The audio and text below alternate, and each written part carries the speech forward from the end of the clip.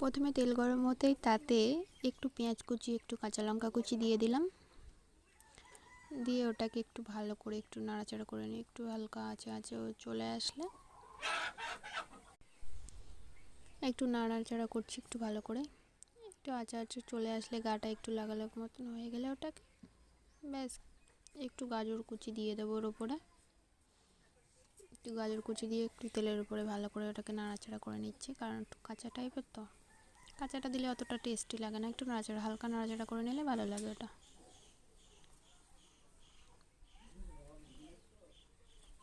তারপরে চাউমিনটা সিদ্ধ করে রেখেছিলাম জল ঝরিয়ে, সেটা দিয়ে দিলাম।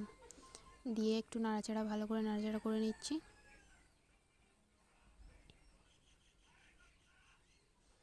দেখো চাউমিনটা একটু ভালো করে ভাজা ভাজা হয়ে আসলে একটু ওপরে মশলা দিয়ে দেবো। একটু লবণটা স্বাদ মতন দিয়ে দিলাম।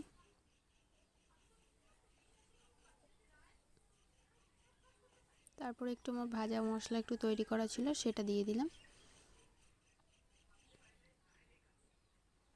যেহেতু ডিম ছাড়া চাউমিন, তার জন্য একটু টেস্টি তো লাগতেই হবে বলো।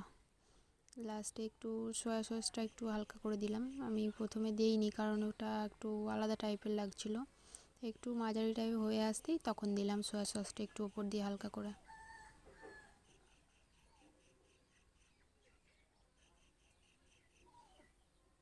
ভালো করে নাড়াচাড়া করে একটু এবার ওপরে একটু গরম মশলা ছড়িয়ে দেব, দিয়ে নামিয়ে নিলাম।